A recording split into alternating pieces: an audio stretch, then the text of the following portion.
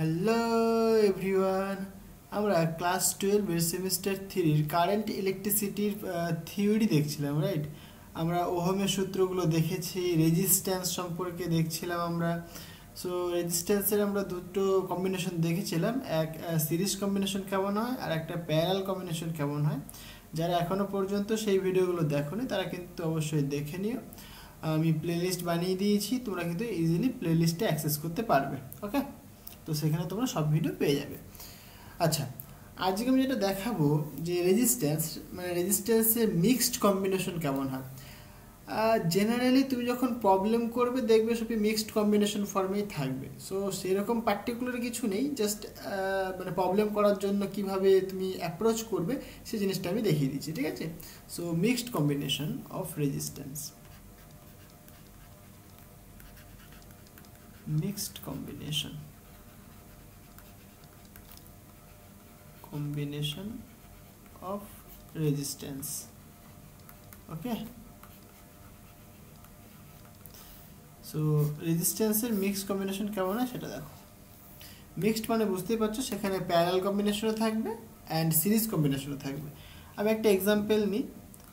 Suppose এখানে আমি একটা ব্যাটারি কানেক্ট করলাম, এটার মধ্যে একটা ব্যাটারি। ওকে, ব্যাটারিটা পজিটিভ টার্মিনাল, নেগেটিভ টার্মিনাল। এখানে আমি সাপোজ একটা মিক্সড কম্বিনেশন দেখাই। এখানে একটা রেজিস্ট্যান্স রয়েছে, এখানে একটা রেজিস্ট্যান্স রয়েছে, এখানে একটা রেজিস্ট্যান্স রয়েছে, হতে পারে এরকম। এখানে আরও হতে পারে যে এরকম একটা রয়েছে, এরকম, এটা হতে পারে, এরকম হতে পারে, ঠিক আছে? এখানে আমি তিনটে দিয়েছি, দুটো থাকতে পারে, আলাদা আলাদা থাকতে পারে। এখানে একটা, এদিকে তিনটে, এরকমও থাকতে পারে, তাতে কোনো অসুবিধা নেই। ওকে, সো দেখো এইখানে আমি সাপোজ ভোল্টেজ অ্যাপ্লাই করেছি ভি, এবং প্রত্যেকটা রেজিস্ট্যান্স আমি ক্যান্সেল করে নিচ্ছি আর, মানে আমি আইডেন্টিক্যাল ক্যান্সেল করে নিলাম, ঠিক আছে? বা তুমি আলাদা আলাদাও ক্যান্সেল করতে পারো, তাতে কোনো অসুবিধা নেই। ওকে, সো এই পয়েন্টে তোমার এ পয়েন্ট আর এই পয়েন্টে তোমার বি পয়েন্ট। তাহলে ভালো করে তাকিয়ে দেখো, যে রেজিস্ট্যান্সগুলো রয়েছে, সাপোজ আমি বললাম প্রত্যেকটা রেজিস্ট্যান্স আর, ক্যাপিটাল আর হচ্ছে প্রত্যেকের রেজিস্ট্যান্স। ওকে, আচ্ছা, তাহলে দেখো প্রথমে দেখো এই তিনটে এরা সিরিজে রয়েছে, তাহলে সিরিজে থাকলে পরে ইকুইভ্যালেন্ট রেজিস্ট্যান্স কত হবে? তাহলে তুমি বলবে প্রথম কেসে যে আর ওয়ান ইকুয়াল টু এটা, এর ক্ষেত্রে তুমি কি বলবে?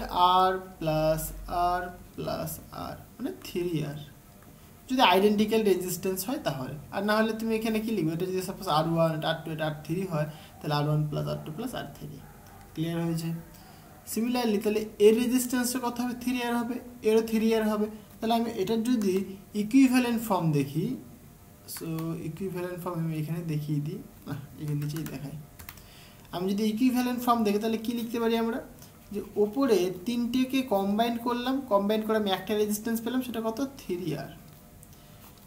মিডিলটাতেও তাই হবে, কারণ আইডেন্টিক্যাল রেজিস্ট্যান্স, তাহলে এটাও 3R হয়ে গেল।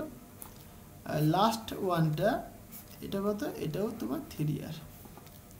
ওকে, তাহলে এবার দেখো এরা তিনজনে কিন্তু প্যারালাল কম্বিনেশনে রয়েছে, বুঝতে পারলে? তাহলে প্যারালাল কম্বিনেশনের ক্ষেত্রে কি হয় বলো? সো আমরা সূত্র জানি, এটা তোমার এ, এটা তোমার বি। সূত্র কি বলে? 1/r prime that is equal two 1/a resistance that is 3R plus 1/3R plus 1/3R। আমি এখানে আইডেন্টিক্যাল ধরেছি, মানে প্রত্যেকটা রেজিস্ট্যান্সের রেজিস্টারের রেজিস্ট্যান্স আমি সমান ধরেছি, তাই এরকম আসলো। তুমি যদি সমান না ধরো তাহলে সেখানে কি আলাদা হবে, মানে জাস্ট এখানে 3R হবে না, এখানে আর ওয়ান প্লাস আর টু প্লাস আর থ্রি এরকম থাকবে। ওকে, সো এইটাকে যদি আমি একটুখানি সিম্পলিফাই করি তাহলে এরকম ফর্ম আসছে 1/r prime that is equal two তিনটে, তাহলে 3 দিয়ে মাল্টিপ্লাই করতে পারো, সো ডিভাইডেড বাই 3 ইন্টু আর, তাহলে 3 কেটে যাবে, তাহলে আলটিমেট তোমার আর প্রাইম ইকুয়াল টু আর পড়ে থাকছে, রাইট? তাহলে ইকুইভ্যালেন্ট রেজিস্ট্যান্স দেখো আর আসছে।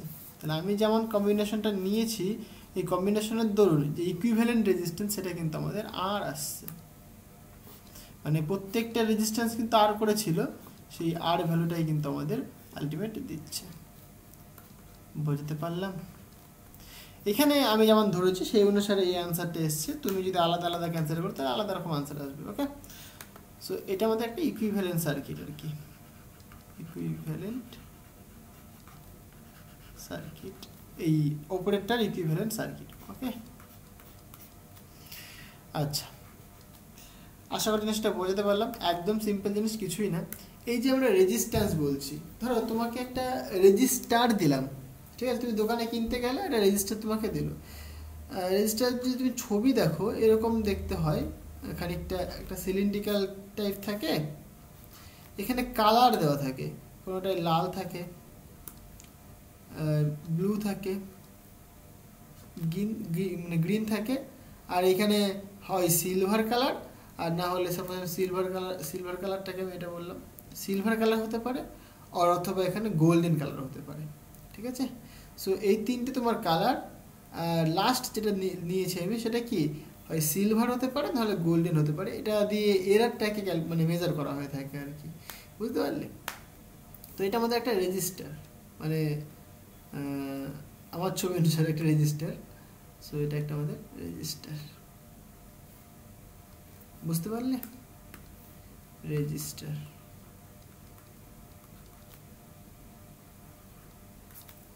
ওকে, তার রেজিস্ট্যান্স সাপোজ কত হবে সেটা আমরা ক্যালকুলেট করতে চাইছি, তাহলে এই যে কালার কোডিং, এই কালার কোডিং থেকে আমরা কিন্তু তার রেজিস্ট্যান্স ক্যালকুলেট করতে পারি, এটাকে বলে থাকি আমরা কালার কোডিং।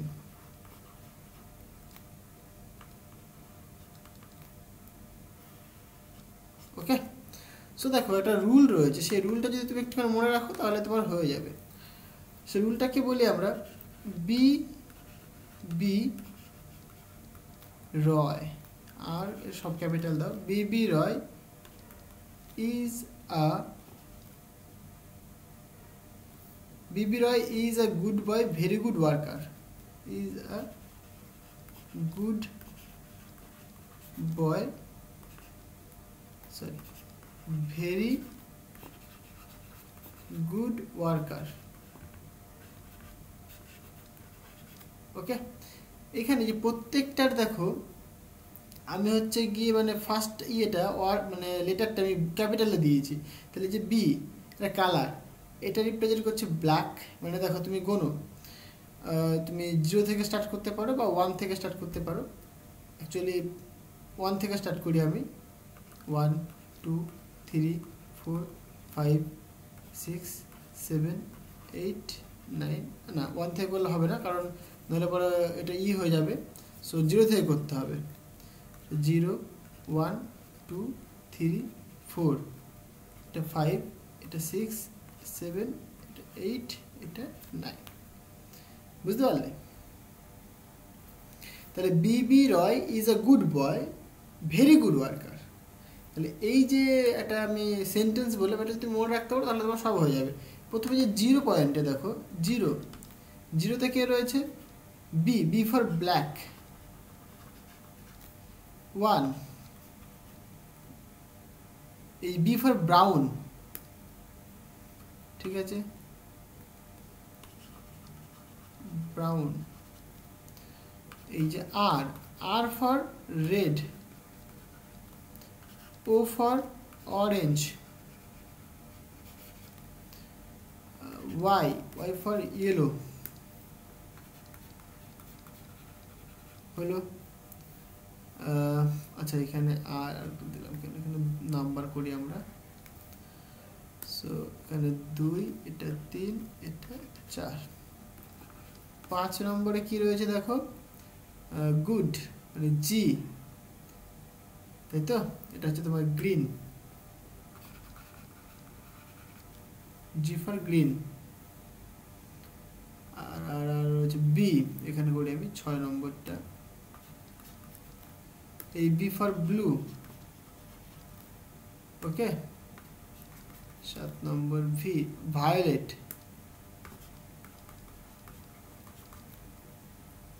ভায়োলেট, আর তোমার কি রয়েছে বলো, জি, জি ফর গ্রে, এটা G for grey,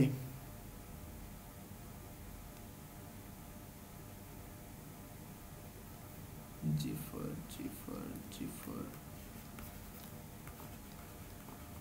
grey colour, আর একটা পড়ে থাকছে ডাব্লু ফর হোয়াইট। তাহলে এই কালারগুলো রয়েছে, ঠিক আছে। তাহলে তোমার যদি নাম্বার মানে তোমার যদি কালার থাকে, সাপোজ কালার যদি ব্রাউন হয় তাহলে তুমি 1 নম্বর নেবে, তোমার যদি রেড হয় তাহলে তুমি 2 নম্বর নেবে, তোমার যদি অরেঞ্জ হয় তাহলে তুমি 3 নম্বর নেবে, এরকম তুমি নাম্বারগুলোকে সিলেক্ট করবে। ফাইন। এবার আমি একটা জিনিস বলে রাখি, দিয়ে আমি একটা এক্সাম্পল দিয়ে বোঝাচ্ছি, তাহলে তুমি বুঝতে পারবে। যদি ওই শেষটাতে মানে এই যে এখানে দেখো, তাহলে এটা তুমি এরকম বলতে পারো, এরকম এটা তোমার এ, এটা বি, এটা সি, ঠিক আছে, কালার আর কি, আর এটা তোমার ডি, মানে যে ডিটা যদি তোমার সিলভার অথবা D, if D is silver, যদি সিলভার হয় তাহলে তুমি বলবে 10% এরার হবে, যদি গোল্ড হয়ে থাকে তাহলে বলে 5% এটার হবে। এবার এটা মনে রাখবো কী করে, দেখো সোনার দাম অনেক বেশি ভাই, প্রচুর মানে এক্সপেন্সিভ একটা মেটেরিয়াল, তার জন্য কি তার এরারটা কম, বেশি এক্সপেন্সিভ তো এরার কম। আর তোমার কি বলে এটা সিলভারটা হচ্ছে তোমার একটু মানে কম দামি, তাই এর হচ্ছে তোমার এরারটা বেশি, বুঝতে পারলে। সো এটা এইবার তুমি যেটা করতে পারো, দেখো একটা এক্সাম্পল নিতে পারো, যেমন ধরো তোমার এক্সাম্পল নিয়ে আমি একটা রেজিস্টার রয়েছে, ওকে, প্রথমে মনে করো ব্লু দিয়েছি, মানে এ পজিশনে ব্লু রয়েছে, দিয়ে মনে করো ইয়েলো কালার রয়েছে, দিয়ে মনে করো রেড কালার রয়েছে, আর এইখানটায় সাপোজ তোমার সিলভার কালার রয়েছে, এটা তোমার সিলভার কালার, ওকে। তাহলে তুমি কি করে রেজিস্ট্যান্সটা ক্যালকুলেট করবে, দেখো ব্লুটা কত নম্বর পজিশনে, ব্লু রয়েছে তোমার 6 নম্বর পজিশনে, তাহলে 6 লিখে দেবে। গ্রিন ইয়েলো 4 নম্বর পজিশনে, দেখো তাহলে এখানে পরপর বসিয়ে দাও 4। আর রেড কোথায় লিখলাম বাবা, এই 2 নম্বর, তাহলে 2 নম্বর পজিশনে হলো। এইখানে 2 লিখলে চলবে না, তাহলে প্রথম দুটোর জন্য ডিজিট লিখে দিলে, আর লাস্টেরটা যেটা তুমি লিখবে 10⁻²।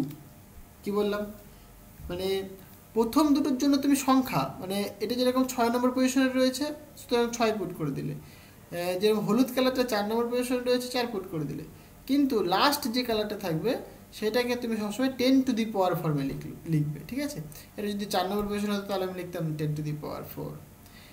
এইবার এখানে তুমি দেবে যেটা প্লাস মাইনাস, এই যে এটা কি দিয়েছো তুমি, সিলভার দিয়েছো, তাহলে সিলভারের জন্য কি 10% এরার হবে, এইটা তোমার রেজিস্ট্যান্স হয়ে যাবে। বুঝতে পারলে, একদম সিম্পল জিনিস। 10% মানে প্লাস মাইনাস 10%, মানে রেজিস্ট্যান্সটা তো তুমি একদম অ্যাপ্রক্সিমেটলি বের করতে পারছো না, এটা মানে তুমি কি অ্যাপ্রক্সিমেটলি বের করছো, অ্যাকচুয়ালি তুমি একদম পুরো মানে অ্যাকুরেট যে ভ্যালুটা সেটা তুমি কিন্তু বের করতে পারছো না, তাই আমরা এখানে প্লাস মাইনাস 10% এরারটা ধরে নিই এখানে, যেহেতু এখানে তুমি সিলভার ইউজ করেছো। বুঝতে পারলে, এখন তো নানাবিধ ডিজিটাল মেশিন আবিষ্কার হয়ে গেছে না, তোমাদের মাল্টিমিটার রয়েছে, সো মাল্টিমিটার তুমি দেখালে পরে ধরলে পরে তোমার একদম অ্যাকুরেট ভ্যালুটা তোমার বলে দেয় রেজিস্ট্যান্সের। বাট আগে তো সেটা ছিল না, তখন হচ্ছে এই প্রসেসের মাধ্যমে আমরা রেজিস্ট্যান্স ক্যালকুলেট করতাম।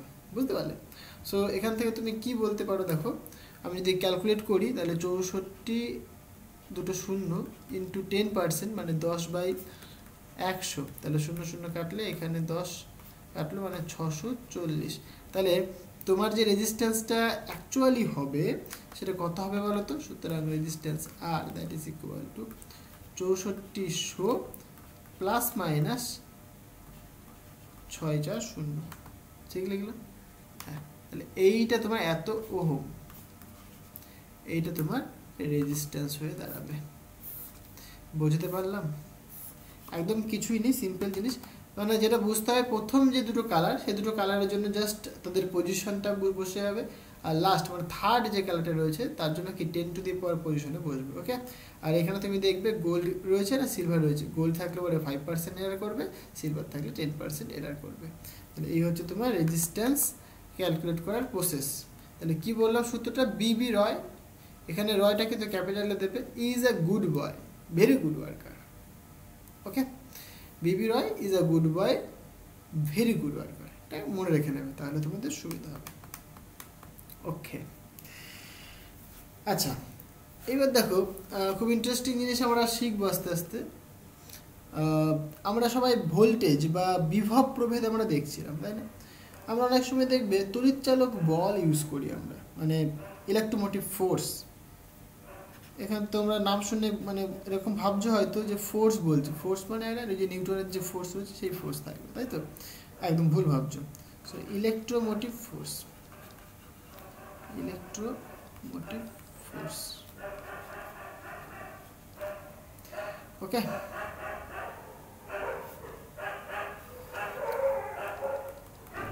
সো দেখো এই যে ইলেকট্রোমোটিভ ফোর্স বা বাংলা যেটাকে বলে আমরা তড়িৎচালক বল, অ্যাকচুয়ালি কিছুই না, একদম সিম্পল জিনিস। তোমরা যে ব্যাটারি নিচ্ছ, আমি তোমার একটা এক্সাম্পল দিয়ে বোঝাই। ধরো তুমি একটা ব্যাটারি কিনলে, ঠিক আছে? যখন তুমি একটা ব্যাটারি কিনছো, এটা একটা ব্যাটারি সিম্বল। ব্যাটারিটার গায়ে তুমি দেখবে লেখা রয়েছে এরকম, মানে তাদের লেখা থাকে সাপোজ 5 ভোল্ট, এরকম লেখা থাকে। অনেক সময় তার রেজিস্ট্যান্সটাও বলে দেওয়া থাকে, মানে তার ইন্টারনাল রেজিস্ট্যান্স যে ব্যাটারিটা রয়েছে সেই ব্যাটারিতে একটা ইন্টারনাল রেজিস্ট্যান্স থাকতে পারে। ইন্টারনাল রেজিস্ট্যান্স যদি থাকে তাহলে সেটা তোমাকে এখানে বলে দেয়, ঠিক আছে? এবার তুমি কি করলে, এর সাথে একটা এক্সটার্নাল রেজিস্ট্যান্স তুমি কানেক্ট করলে, এটার মধ্যে একটা এক্সটার্নাল রেজিস্ট্যান্স কানেক্ট করলাম। এইবার যেটা দেখা যায়, যখন তুমি এক্সটার্নাল রেজিস্ট্যান্সকে কানেক্ট করলে তখন দেখা গেল যে রেজিস্ট্যান্সের অ্যাক্রসে যে ভোল্টেজ ড্রপ, মানে VA মাইনাস VB, সেটা হয়ে দাঁড়ালো 4.8 ভোল্ট। কিন্তু তুমি বলবে আমি তো ব্যাটারি গায়ে দেখলাম 5 ভোল্ট, তাহলে রেজিস্ট্যান্সের অ্যাক্রসে দিলে পরে তো 5 ভোল্ট আসার কথা, কিন্তু 5 ভোল্ট আসে না, কিছুটা কম আসে। বুঝতে পারলে কথাটা আমার?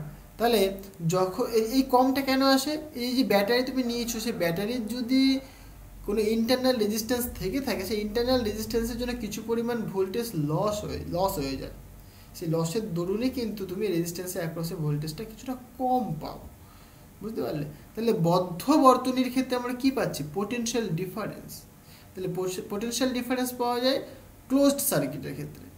কিন্তু যখন তুমি সার্কিটটাকে ওপেন করে দেবে, মানে যখন কোনো তো মানে এক্সটার্নাল রেজিস্ট্যান্স কানেক্ট থাকবে না, তখন যে পোটেনশিয়ালটা পাবে সেটাকে তুমি বলবে electromotive force.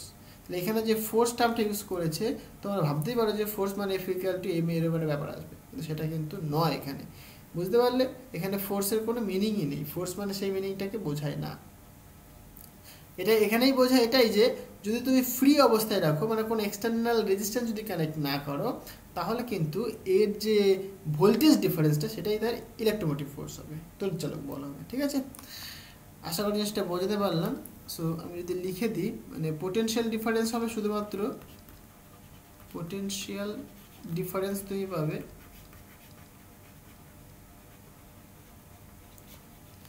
In close circuit, closed circuit. আর তুমি ইলেকট্রোমোটিভ ফোর্স পাবে, ইলেকট্রোমোটিভ ফোর্স পাবে বলো open system, in open system আর ওপেন সার্কিট। ফাইন, তাহলে এই হচ্ছে তোমাদের মধ্যে একটা মেজর ডিফারেন্স। আমি ইলেকট্রোমোটিভ ফোর্সটাকে আর একটু সুন্দরভাবে ডিফাইন করি। সাপোজ তোমার কাছে একটা ব্যাটারি, রাইট? একটা ব্যাটারি। এইবার ব্যাটারি মানে আগে আমরা যেভাবে ব্যাটারি তৈরি করতাম, একটা কি তড়িৎ বিশ্লেষক পদার্থ দিতাম এবং সেখানে কি তড়িৎ দ্বার দিতাম, একটা মানে একটা ক্যাথোড হিসেবে ইউজ হবে, একটা অ্যানোড হিসেবে ইউজ হবে, কপার এবং জিঙ্ক এগুলো দিয়ে আমরা ইউজ করতাম। আর এখানে কি তড়িৎ বিশ্লেষক পদার্থ রয়েছে। এবার দেখো আমরা যে ইলেকট্রোমোটিভ ফোর্সটা বলছি, মানে অ্যাকচুয়ালি পোটেনশিয়াল ডিফারেন্সের ডেফিনেশন কি? ইনফাইনাইট থেকে একটা পজিটিভ ইউনিট, মানে ইউনিট চার্জকে ইলেকট্রিক ফিল্ডের মধ্যে নিয়ে আসতে যে পরিমাণ কার্য করতে হয়, এখানেও তাই।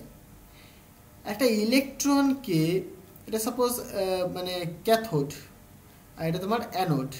ক্যাথোড মানে পজিটিভ চার্জ, অ্যানোড মানে এখানে নেগেটিভ চার্জ, রাইট? তাহলে এটা যদি তোমার ক্যাথোড হয়, সি ক্যাথোড, অ্যানোড, তাহলে এটা যদি তোমার ক্যাথোড হয় তাহলে কি হবে বলো? ইলেকট্রনটা এদিকে আকর্ষিত হবে, বুঝতে পারলে? এবার আমি বলছি এই ইলেকট্রনটাকে মানে একটা ইলেকট্রনকে বলতে পারো তুমি, বা পজিটিভ ইউনিট চার্জও বলতে পারো তুমি, এই ক্যাথোড প্লেট থেকে অ্যানোড প্লেটে নিয়ে আসতে যে পরিমাণ কার্য করতে হয় সেটাকে বলা হয় তার তড়িৎচালক বল, বুঝতে পারলে? সেটাকে তার তড়িৎচালক বল বলা হয়ে থাকে। মানে তড়িৎচালক বলে তুমি দুটো জিনিস বুঝতে পারলে, এক হচ্ছে তোমার যদি ওপেন সার্কিট হয় তাহলে সেটাকে বলি আমরা তড়িৎচালক বল, এবং একটা পজিটিভ একটা ইলেকট্রন মানে নেগেটিভ মানে ইলেকট্রনিক চার্জকে ক্যাথোড প্লেট থেকে অ্যানোড প্লেটে নিয়ে আসতে যে পরিমাণ কার্য করতে হয় সেই কার্যটাই কি তার মধ্যে এনার্জি রূপে সঞ্চিত হয়, সেটাকে বলে থাকি আমরা ইলেকট্রোমোটিভ ফোর্স, তড়িৎচালক বল। এই দুজনেরই ইউনিট কিন্তু সেম, এর ইউনিটে কিন্তু ভোল্টই হবে, না মানে ওই মোবাইলের ভোল্টই নয়, ভোল্ট হবে, ফাইন। সো ইলেকট্রোমোটিভ ফোর্সের ইউনিট অফ ভোল্ট, ডাইমেনশনও কিন্তু সেম, ওকে। ওই যেটা বলছিলাম আমি, একটা কার্য মানে একটা পজিটিভ চার্জ বা নেগেটিভ চার্জকে নিয়ে আসতে যে কার্য করতে হয়, তাহলে সেটাকে বলি আমরা কি তাদের পোটেনশিয়াল, তাই না? সেই অনুসারে কিন্তু আমরা এটা ডেফিনেশন তৈরি করলাম। এইবার তাহলে আমি যদি সার্কিট দিয়ে জিনিসটা কি বোঝাই, দেখো সাপোজ এটার মধ্যে একটা এক্সটার্নাল রেজিস্ট্যান্স, যেটার রেজিস্ট্যান্স আর ধরলাম, এবং এর সাথে একটা ব্যাটারি কানেক্ট করেছি আমি, এইটা প্লাস মাইনাস, এবং এই ব্যাটারিটার একটা ইন্টারনাল রেজিস্ট্যান্স রয়েছে, সেটাকে আমি সাপোজ বলছি স্মল আর। তাহলে এর পোটেনশিয়াল ডিফারেন্সটা কত হবে দেখো, এখানে তুমি মাপবে পোটেনশিয়াল ডিফারেন্সটা, সাপোজ এটা পয়েন্ট এ, এটা পয়েন্ট বি, তাহলে পোটেনশিয়াল ডিফারেন্স মানে V A minus VB, because current এদিক থেকে এদিকে আসছে, তাই না? পজিটিভ টার্মিনাল থেকে কারেন্ট ফ্লো করবে।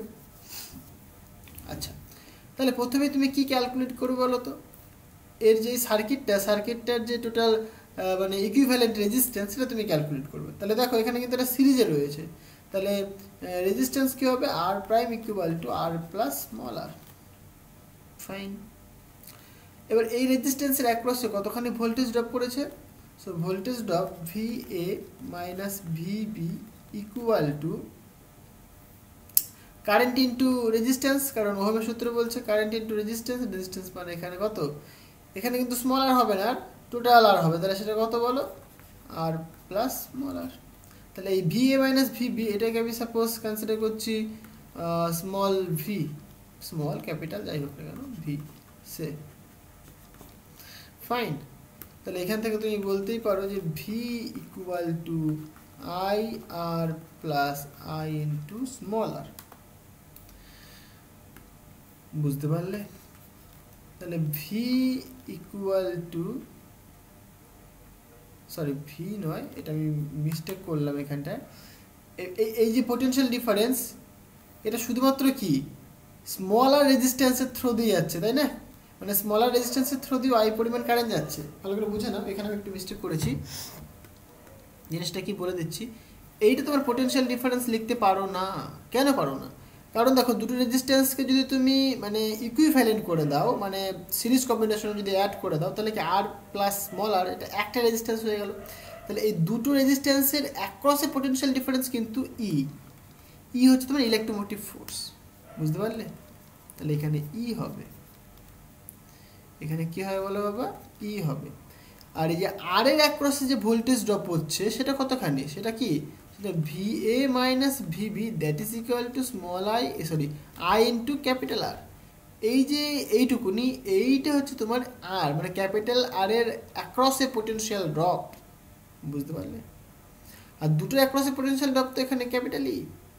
তাহলে আমরা এটা লিখতে পারি এখান থেকে, দেখো যে এটা মানে কত, এটা মানে তোমার, তাহলে দেখো ভি এ মাইনাস ভিবি ক্যালু কত পাচ্ছ, আই আর পাচ্ছ, তাহলে এটা মানে ভি এ মাইনাস ভিবি, সেটাকে আমরা সিম্পলি ভি বলতে পারি। সো ই ইকুয়াল টু এটা ভি প্লাস আই ইন্টু আর। তাহলে ওই যে রেজিস্ট্যান্সটার অ্যাক্রস মানে এক্সটার্নাল যে রেজিস্ট্যান্স, এই যে এক্সটার্নাল রেজিস্ট্যান্সের অ্যাক্রসে কতখানি ভোল্টেজ ড্রপ করলো সেটা আমি যদি বের করতে চাই, তাহলে সেটা কত ভি, তাহলে ভি কালে তুমি বলবে ই মাইনাস ক্যাপিটাল আই ইন্টু আর, বুঝতে পারলে? এবার দেখো যদি এই যে আইআর, এই আইআরটাকে এখানে বলে থাকি আমরা মানে লস্ট ভোল্ট, নষ্ট ভোল্ট। হিয়ার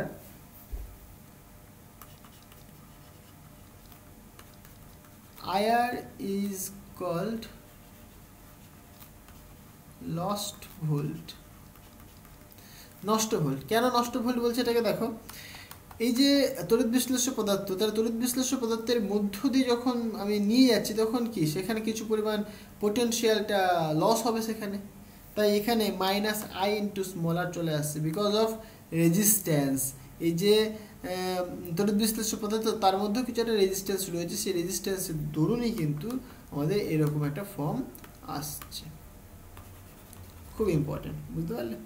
এবার তাহলে এই যে আইআরটাকে জন্য আমরা কি লস্ট ভোল্ট বলি। দেখো তুমি এখনই বুঝতে পারবে, আমি যে এক্সাম্পলটা প্রথমে দিয়েছিলাম যে ক্যাপিটাল ই হচ্ছে তোমার সাপোজ মানে ইলেকট্রোম্যাগনেটিক ফোর্স, তার ভ্যালু তোমাকে বলে দিয়েছে 5 ভোল্ট, কারণ তুমি যখন ব্যাটারি রাখো না, ব্যাটারিকে লেখা থাকে ইলেকট্রোম্যাগনেটিক ফোর্স তোমার 5 ভোল্ট, ফাইন। এবার তার কিন্তু একটা ইন্টারনাল রেজিস্ট্যান্স রয়েছে, সাপোজ কিছু একটা থাকবে, তাহলে এবার এক্সটার্নাল যে মানে রেজিস্ট্যান্সটা তুমি দিয়েছো তার অ্যাক্রসের পোটেনশিয়ালটা কতখানি হবে, তার অ্যাক্রসে যে পোটেনশিয়াল ড্রপটা হবে সেটাই, বুঝতে পারলে? এবার দেখো এই যে ইলেকট্রোম্যাগনেটিক ফোর্স থেকে কিন্তু কিছু পরিমাণ ভোল্টেজ কিন্তু কমে যাচ্ছে, তাহলে এই রেজিস্ট্যান্সের অ্যাক্রসে যে ভোল্টেজ ড্রপ করছে সেটা কিন্তু ইলেকট্রোম্যাগনেটিক ফোর্সের থেকে কিছুটা কম, বুঝতে পারলে? কিছুটা কিন্তু কম হচ্ছে। আর যদি এরকম হতো ইফ ইন্টারনাল রেজিস্ট্যান্স ইজ 0, দেন তুই বলতি যে IR অর লস্ট ভোল্ট, এখানে লিখে দিয়েছি আমি, সেটা গেলে কত 0 হতো। তাহলে এটা যদি তোমার 0 হয়ে যায় বাবা, তাহলে তুমি কি লিখবে? সুতরাং এই নম্বর ইকুয়েশনটা, এটাকে 1 নম্বর নাম দিয়ে দাও। 1 নম্বর ইকুয়েশনটা তুমি কি বলবে? V equal to capital E minus 0 or V equal to capital E, বুঝতে পারলে? তাহলে ইন্টারনাল রেজিস্ট্যান্স মানে ব্যাটারিটার যদি ইন্টারনাল রেজিস্ট্যান্স না থাকে, তাহলে মানে ব্যাটারিটার যে পরিমাণ ইলেকট্রোমোটিভ ফোর্স ঠিক সেই পরিমাণে কিন্তু ওই রেজিস্ট্যান্সটা অ্যাক্রসে ভোল্টেজটা দেবে। ক্লিয়ার হয়েছে? একদম সিম্পল জিনিস, কিছুই না। বাট এইখানে এটা মাথায় রাখবে, এটা কিন্তু বলের সাথে কোনোভাবেই রিলেটেড নয়। ওকে, এখন দুটো জিনিস শেখাই, এক হচ্ছে তোমার কারেন্ট সোর্স আর এক হচ্ছে তোমার ভোল্টেজ সোর্স। সো প্রথমে ভোল্টেজ সোর্সটা দেখাই আমি।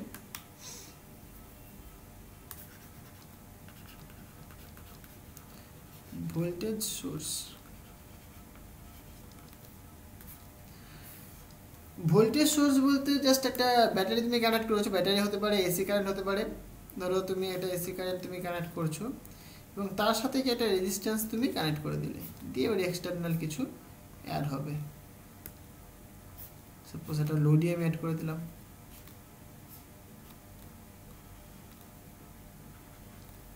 ওকে, এই যে এটা তোমার কি এক্সটার্নাল রেজিস্ট্যান্স, আর এইটা তোমার ইন্টারনাল রেজিস্ট্যান্স, মানে ব্যাটারিটার রেজিস্ট্যান্স।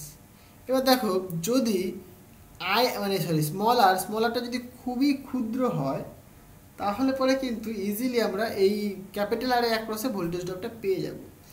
মানে ভোল্টেজ সোর্সের উৎস হচ্ছে তোমার ভোল্টেজ ড্রপটা across the resistance will be মানে রিমেন কনস্ট্যান্ট, এটা হতে হবে, বুঝতে পারলে তো? তাহলে পরে এখানে সেটা হতে গেলে পরে এই যে আর এর ভ্যালুটা ফর অ্যান আইডিয়াল কেস, ঠিক আছে, আমি যদি আইডিয়াল কেসের কনসিডার করি, তাহলে তুমি বলবে যে ব্যাটারির ইন্টারনাল রেজিস্ট্যান্স 0। ক্লিয়ার হয়েছে? তাহলে ইন্টারনাল রেজিস্ট্যান্স কিন্তু তখন 0 হবে। তাহলে ভোল্টেজ সোর্সের ক্ষেত্রে ইন্টারনাল রেজিস্ট্যান্স 0, কারণ কি এর যদি কিছু রেজিস্ট্যান্স থেকে থাকে তাহলে এর মধ্যে যাওয়ার সময় কিছু পরিমাণ ভোল্টেজের লস হয়ে যাবে, বুঝতে পারলে? কারণ V = IR। আর একই রকমভাবে যদি আমি এই রেজিস্ট্যান্সে খুবই ক্ষুদ্র করে দিই, মানে টেন্স টু যদি 0 করে দিই, হ্যাঁ, তাহলে কি ইজিলি কারেন্ট চলে যাবে এবং ভোল্টেজ ড্রপ মেজার করে নেবে আর এর রেসপেক্টে, আর এর অ্যাক্রসে। ক্লিয়ার হয়েছে? তাহলে এটা হচ্ছে তোমার আদর্শ ভোল্টেজ সোর্স। সিমিলারলি আমি যদি বলি কারেন্ট সোর্স কি,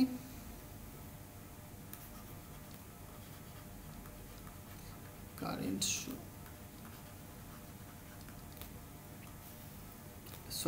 সোর্স,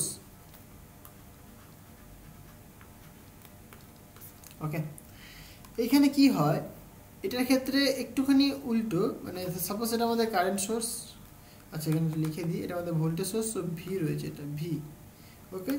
আর কারেন্ট সোর্স আমি ক্যাপিটালাইজ স্মল আই, যা খুশি দাও স্মল আই। এবং এর সাথে যেটা হয়, এই যে রেজিস্ট্যান্সটা কিন্তু প্যারালালি কানেক্ট থাকে, বুঝতে পারলে? তাহলে এর মধ্যে দিয়ে আই পরিমাণ কারেন্ট পাঠাবে, রেজিস্ট্যান্স ক্যাপিটাল আর, এবং ক্যাপিটাল আর বা স্মল আর করে দাও, এবং এর সাথে একটা এক্সটার্নাল রেজিস্ট্যান্স তুমি কানেক্ট করে দাও। সো এটাই কিন্তু আমাদের কনফিগারেশন, কিসের জন্য? কারেন্ট সোর্সের জন্য।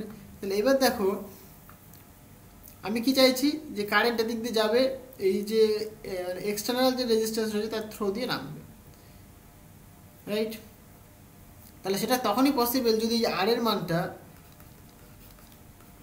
টেন্ডস টু ইনফাইনাইট হয়। কারণ দেখো আর এ যদি কিছু ভ্যালু থাকে, তাহলে কারেন্ট যেতে গিয়ে কম, মানে এই রেজিস্ট্যান্স থেকে যদি কম ভ্যালু পেয়ে যায়, তাহলে কিন্তু সে ফুসকো নিচের দিকে নেমে চলে আসবে। বুঝতে পারলে জিনিসটা? একদম সিম্পল জিনিস, কিছুই না। তাহলে এই যে রেজিস্ট্যান্স, এই রেজিস্ট্যান্সটা যদি ইনফাইনাইট হয়, তাহলে কি এর মধ্যে তো কোনো কারেন্ট যেতে পারবে না, তাহলে সমস্ত কারেন্ট কি এদিক দিয়ে পাস করবে। তাই বলা হয়ে থাকে, মানে আইডিয়াল কেস, যে আর এর মানটা কি টেন্ডস টু ইনফাইনাইট হতে হবে, ওকে। আচ্ছা, এই হচ্ছে আমাদের ভোল্টেজ সোর্স, এই হচ্ছে আমাদের কারেন্ট সোর্স। এবার ভোল্ট মিটার এবং অ্যামমিটারটা কি, তার আগে যেটা জানতে হবে সেটা তোমার কি, গ্যালভানোমিটারের শান্ট।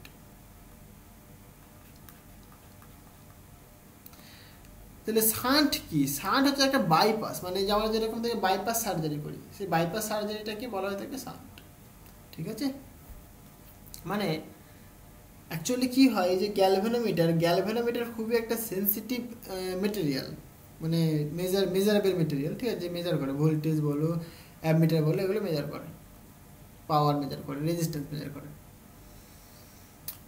তো এই যে ভোল্ট মিটার, মানে ভোল্ট মিটারের সাথে এটা তোমার জি, ঠিক আছে? ভোল্ট মিটার অ্যাকচুয়ালি এটা খুবই সেন্সিটিভ, এর মধ্যে যদি একটুখানি হাই পরিমাণ কারেন্ট চলে যায়, তাহলে কিন্তু এটা নষ্ট হয়ে যাবে, ওকে। তার জন্য কি করা হয়ে থাকে, এটা শান্ট কানেক্ট করা হয়ে থাকে। শান্ট মানে কি, এটা বাইপাস, দেখো বাইপাস সার্জারি করে দিলাম, এটা তোমার ক্যাপিটাল আর ধরি, বুঝতে পারলে? তাহলে পরে এদিক দিয়ে মনে করো কারেন্ট আসছিল, এদিক দিয়ে আই পরিমাণ কারেন্ট আসছিল, তো এই আই, মানে এটাকে আমি এস দিয়ে লিখে তাহলে বেশি হয়ে দেবে, শান্ট যেহেতু। তাহলে এদিক দিয়ে আই পরিমাণ কারেন্ট আসছিল, এইখানে এসে দেখবে এই কারেন্টটা তো দুটো ভাগে ভাগ হয়ে যাচ্ছে, একটা এদিক পড়ে যাচ্ছে, একটা এদিক পড়ে যাচ্ছে। যেটা এদিকে যাচ্ছে এটাকে তুই বলছিস আইজি, যেটা নিচের দিকে নামছে এটাকে তুই বলছিস আই এস। ক্লিয়ার হয়েছে? এবার দেখো, তাহলে এই কারেন্টটা কিন্তু এই দুটো কারেন্টের যোগফল, তাহলে তুমি লিখবে I equal to IG plus is, একদম সিম্পল জিনিস, ওকে। তাহলে এই যে গ্যালভানোমিটার, তার একটা রেজিস্ট্যান্স রয়েছে ক্যাপিটাল জি, আর এই যে রেজিস্টার, তার একটা রেজিস্ট্যান্স রয়েছে ক্যাপিটাল এস। তাহলে ইকুইভ্যালেন্ট রেজিস্ট্যান্স কত হবে, সেটা আমি বলছি আর, সেটা equal to G plus S হবে। সরি, যেহেতু প্যারালাল কানেক্ট রয়েছে, সুতরাং তুমি লিখবে G into S by G plus S, তাই না? এটা প্যারালাল কানেক্ট রয়েছে, তাহলে এটা হবে। এবার দেখো, তাহলে আইজির মধ্যে, মানে এই যে গ্যালভানোমিটার থ্রু দিয়ে কী পরিমাণ কারেন্ট যাচ্ছে, সেটা কী করে বের করবো? তাহলে এর অ্যাক্রসে ভোল্টেজ ড্রপ দেখতে হবে। সো ভোল্টেজ ড্রপ ধরছি আমি ভি, মানে এটা ভি এ, এটা ভি বি, বুঝতে পারলে? সো ভোল্টেজ ড্রপ তুমি ক্যালকুলেট করবে V A minus V B, that is equal to, হ্যাঁ, তুমি যদি বলো যে এই যে রেজিস্ট্যান্সটা রয়েছে, মানে গ্যালভানোমিটার, তার থ্রু দিয়ে যে কারেন্ট যাচ্ছে সেটা আমরা দেখতে চাইছি, তাহলে I G into G, okay. So I G equal to V A minus V B divided by G, okay, এটা আমরা পাচ্ছি।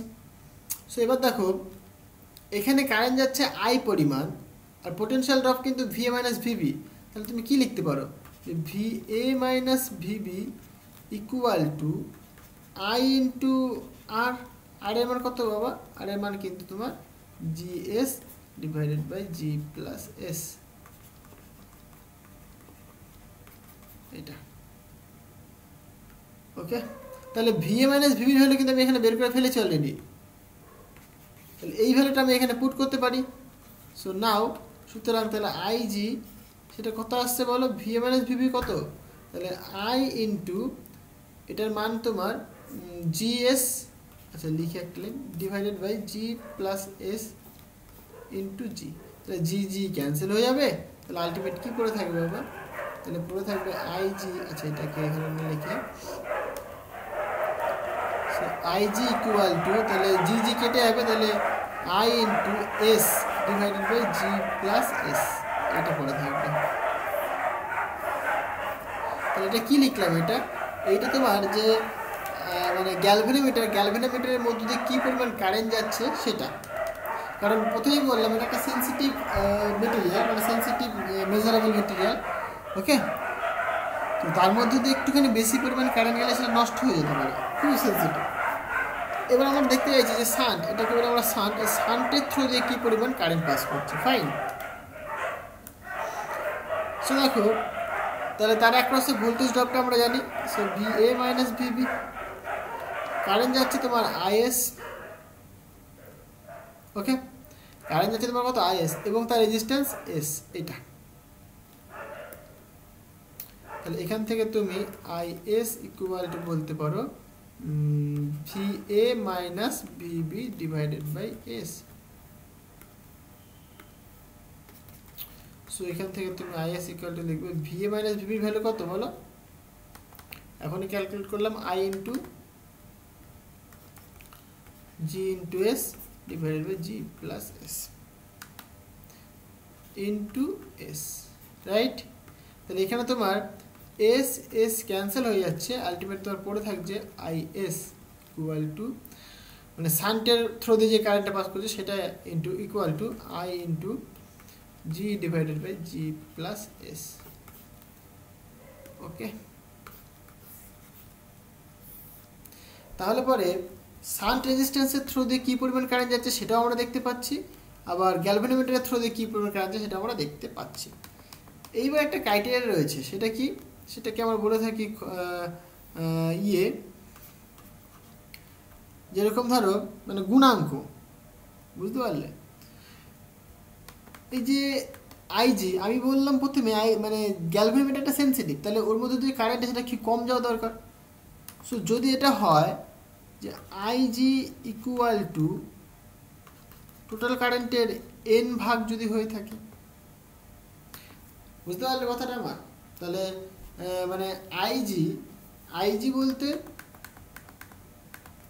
গ্যালভানোমিটারের থ্রু দিয়ে যে কারেন্ট পাস করছে সেটার ভ্যালু যদি মানে টোটাল কারেন্টের একের এন অংশ যদি হয়, সেই এনটাকে বলা হয়ে থাকে তোমার কি বলে এটাকে শান্ট ফ্যাক্টর, ঠিক আছে, শান্ট ফ্যাক্টর বলতে পারো তুমি, হ্যাঁ। সো শান্ট ফ্যাক্টরের ভ্যালুটা তাহলে এন, এই এনটা তুমি কি করে ক্যালকুলেট করবে এবার দেখো,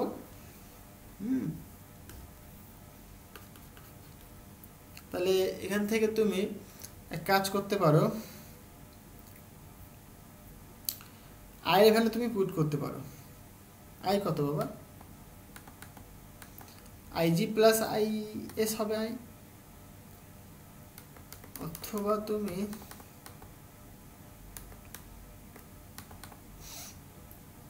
আইজির ভ্যালু পুট করে দিতে পারো, আইজির ভ্যালু পুট করে দিলে পরে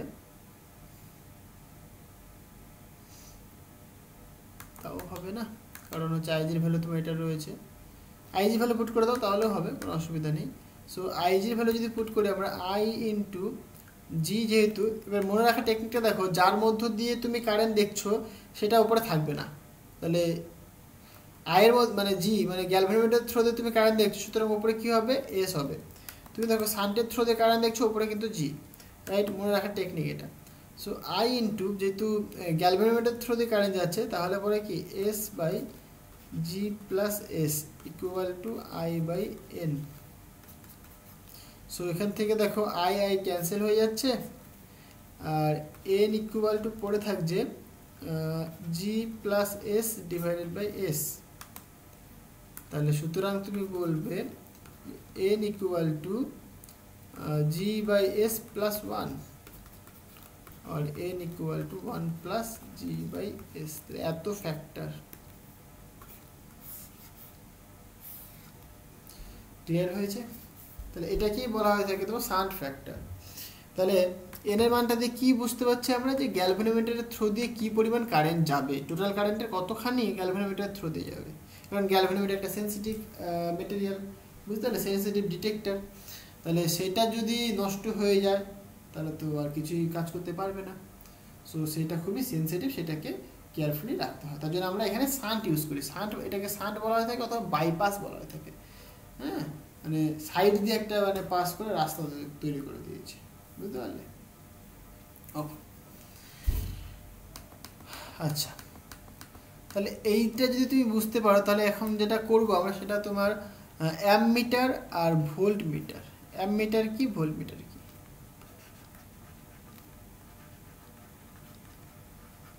ammeter and volt metre. Okay, ammeter নামের মধ্যে বুঝতে পারছো যে হচ্ছে তোমার মানে অ্যাম্পিয়ার মানে কারেন্ট মেজার করবে। ভোল্ট মিটার, মিটার মানে মেজার করা, ভোল্ট মানে ভোল্টেজ, ভোল্টেজের ইউনিট মানে ইয়েকে বিভব প্রভেদ, তাই না, পোটেনশিয়াল ডিফারেন্স। সো অ্যামমিটারটা কি এবং ভোল্ট মিটারটা কি এক এক করে বোঝা যাক। হ্যাঁ, প্রথমে অ্যামমিটারের কথা বলছি আমি। দেখো, সাপোজ আমি একটা এক্সাম্পল দেখাই। এখানে একটা ব্যাটারি রয়েছে, তো প্লাস মাইনাস, এখানে একটা রেজিস্ট্যান্স রয়েছে। এবার আমি চাইছি, এটা পোটেনশিয়াল ভি দিয়েছি, রেজিস্ট্যান্স আমি আর দিলাম।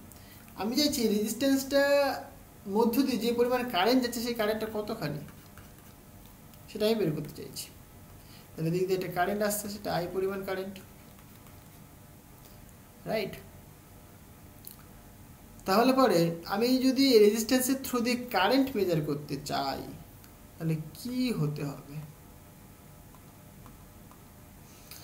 দেখো, তাহলে এইখানটায় আমি যদি একটা অ্যামমিটার যদি আমি কানেক্ট করে দিই, এটা কি আমার অ্যামমিটার, আমি যদি অ্যামমিটার কানেক্ট করে দিই তাহলে কি হবে, যে এই আরের থ্রু দিয়ে যে পরিমাণ কারেন্ট পাস করছিল ঠিক সেই পরিমাণে কারেন্ট কিন্তু এই অ্যামমিটারের থ্রু দিয়ে পাস করবে।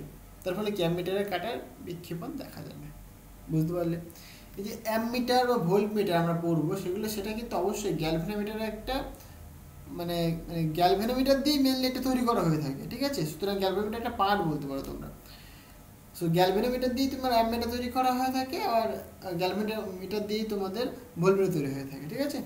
সো অ্যামমিটার জিনিসটা কি বুঝতেই পারলে নিশ্চয়ই, যে তাহলে রেজিস্ট্যান্স যদি মানে রেজিস্ট্যান্সের থ্রুতে যে পরিমাণ কারেন্ট যাচ্ছে সেই পরিমাণ কারেন্ট আবার মেজার করতে হবে। তার জন্য আমরা কি সিরিজে কানেক্ট করে দিই। সুতরাং অ্যামমিটার কিন্তু সার্কিটে সিরিজে কানেক্ট করা হয়ে থাকে। তাহলে এটা আমাদের অ্যামমিটার হয়ে গেল। এবং তুমি যদি আইডিয়াল কেস বলো তাহলে অ্যামমিটারের রেজিস্ট্যান্স কতখানি হওয়া দরকার?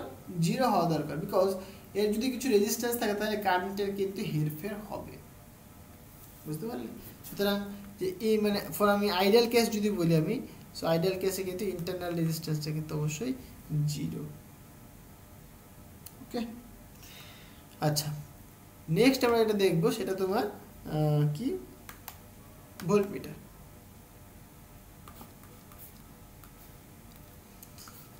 ভোল্টমিটার,